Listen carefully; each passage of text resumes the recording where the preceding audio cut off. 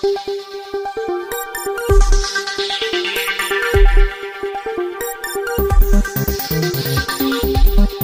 लोग खड़े मत रहो, जो लोग वहाँ खड़े हैं वो लोग प्लीज बैठ जाएं। और पाटिल साहब आप वहाँ पे चेयर लगा दें। हमारे भी बबलू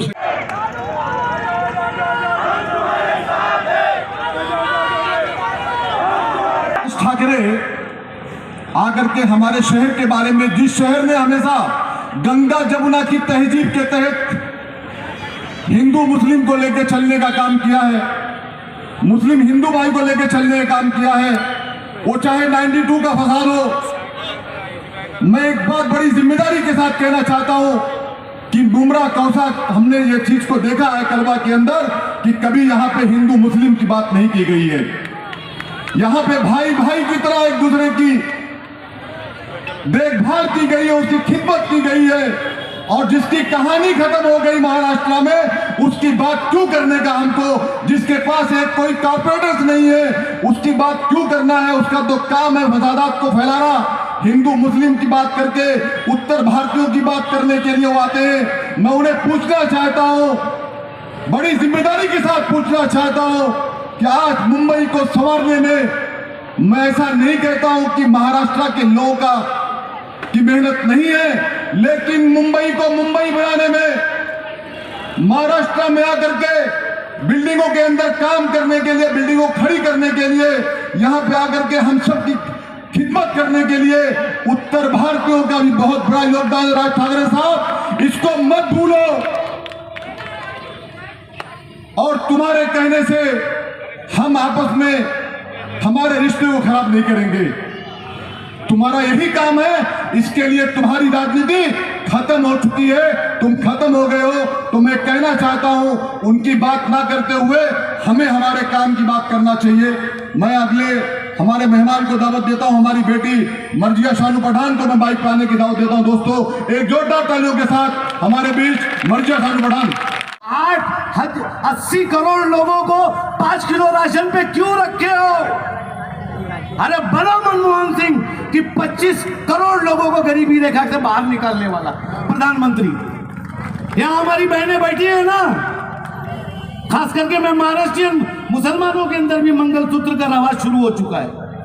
पहले मुसलमान मंगलसूत्र नहीं पहनते थे, लेकिन अब ट्रेडिशनली क्योंकि जिस स्टेट में रहते हैं उसकी कुछ ना कुछ चीजें को एडॉप्ट किया जाता है, तो आज हर आदमी मंगलसूत्र बनाता है। मैं पूछना चाहता हूं यहां से वहां तक की औरतों को और स्टेज पे बैठी हुई हमारी बहन नगर सेविका, नगर सेवक और सब लोगों को पूछना चाहता हूं कि जब मनमोहन सिंह ने सरकार छोड़ी थी तो सोना 27,000 में था, और आज बताओ उसका रेट क्या है? 73,000। मोदी अच्छे कि हमारे सरदार जी प्रधानमंत्री अच्छे? हमारी सोच गरीबों को बाहर निकालने की है, ना कि गरीबों को 5 किलो राशन पे रखने की है। दोस्तों, सोचना है आपको। आप देखिए कि मुल्क के हालात क्या है। लास्ट स्टेज जो होती है कहानी की, जो एंड होता है इस देश में, भाजपा और उसके अनट दल जो है वो आखिर में एक ही नारा लगाते हैं, हिंदू मुसलमान। पाटिल साहब, हिंदू मुसलमान, फिर हिंदू मुसलमान से थोड़ा बीच में पहले राउंड में। लेकिन लोगों को इतना भी मूर्ख मत समझो यार। मैं कुछ ज्यादा आपके सामने नहीं बोलने आया हूं। मुझे मालूम है आपके दिल में कितना गुस्सा है, मुझे मालूम है आप क्या सहन कर रहे हो, पर जो दोगले लोग हैं उनको बेनकाब करने यहां खड़ा हूं। खाते हो पीते हो मुमरा का और गुन गाते हो थाना का। अरे हम थाना में रहते हैं लेकिन गुन मुमरा के गाते हैं, और जहां भी जाते हैं वहां हक से बोलते हैं कि महाराष्ट्र में अगर सबसे मुस्लिम मोहल्ला कौन सा खूबसूरत होगा तो मुमरा है, मुमरा। आतंकवादी, मुझे याद है 4 सेब वाले जो इन्होंने बोले ना, वो 4 कश्मीरी थे, कश्मीरी। चंगारी मेरा दोस्त था, मैं ना कबूल नहीं करता हूं। मैंने पूछा साहब ये 4 कश्मीरी को काहे को पकड़ा? बोले तुमको मालूम नहीं, बहुत बड़े आतंकवादी है। बोले साहब ये कब साबित होगा ये आतंकवादी है? वो रिटायर होने के बाद 10 साल के बाद निकाल आया और बेचारों को वैसे ही रिहा किया गया क्योंकि उनके पास कुछ नहीं मिला, लेकिन जेल में 16 साल सड़ना पड़ा। ये ऐसे कई लोग मुमरा से उठाए जाते थे और बंद कर दिए जाते थे। आप लोग सब इधर बुजुर्ग हो, पिछले 10 सालों में पकड़ा हुआ एक भी आतंकवादी, एक भी कोई भी हो, वो मुमरा का रहने वाला था क्या? मुमरा में रहता था वो? कोई 2 महीने पे भाड़े पे आया था, कोई 1 महीने पे भाड़े पे आया था। ये तो पुलिस की जिम्मेदारी है। तुमको कहा गया है कि जो भी रहने को आता है उसका पूर्व इतिहास तलाश करो। आपने नहीं तलाशा, ये हमारी गलती है क्या? पर जो उधर बात करते उनको ये नहीं मालूम कि वो जो पकड़े गए वो मुमरा वाले थे ही नहीं। हमारे मुमरा से अब कई सारी लड़कियां, कई सारे लड़के डॉक्टर हो रहे हैं। तालीम के मामले में मुमरा बहुत आगे बढ़ चुका है। हमारे बच्चे दिल्ली में IAS की पढ़ाई कर रहे हैं। नहीं, एक लड़का IAS हो गया, CA है, फार्मासिस्ट है। अब मुमरा वो मुमरा नहीं रहा। मेरे साथ कौन था वो रात को? ये जूनियर टीम थी मेरे साथ। एक दिन एक बच्चा मिल गया, वो इस शहर के चंद कॉरपोरेटर मौजूद थे और मुमरा को आतंकवादी, टेररिस्ट, सिमी के जितने भी लोग हैं वो सबका कंटिन्यू नाम लेके गिनाया जा रहा। तो याद रखो, जो बोला गया वो मुमरा को बोला गया।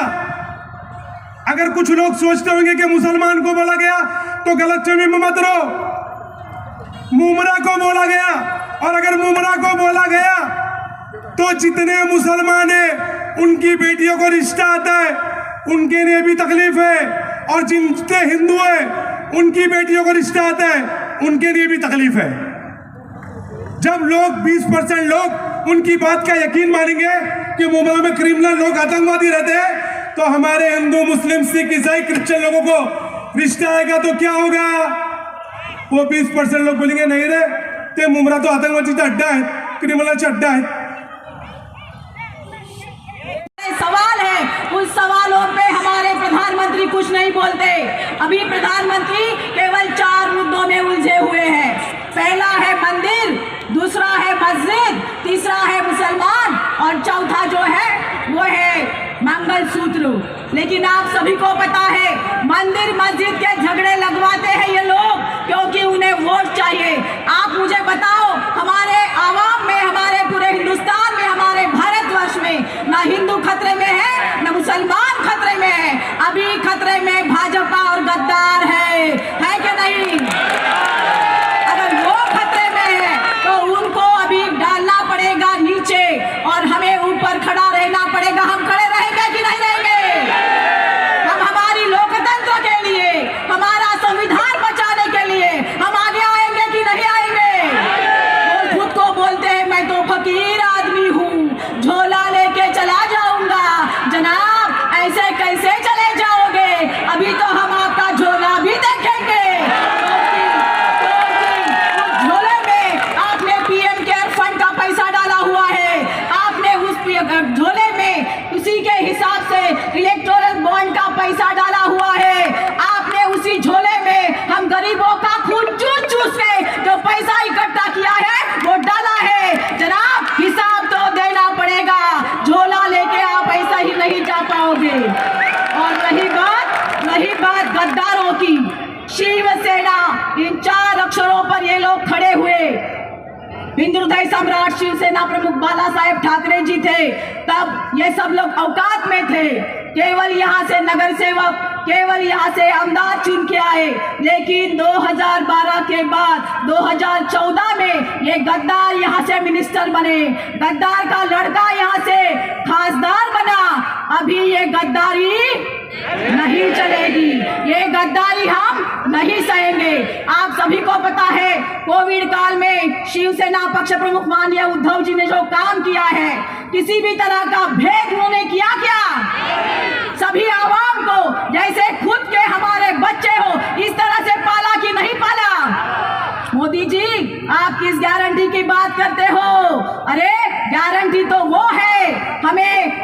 फक्र है हमारे पक्ष प्रमुख उद्धव जी के सामने।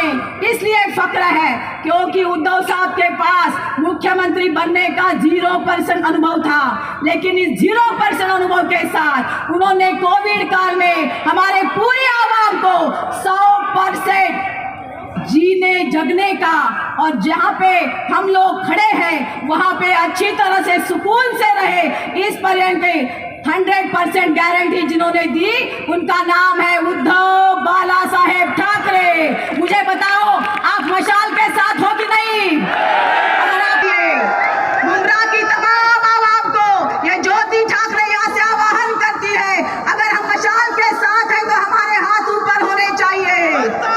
अभी मशाल जलेगी और गद्दार खत्म हो जाएंगे, होंगे कि नहीं? संविधान बचाना है तो इस क्षेत्र में हमें इस प्रकार का काम करना है।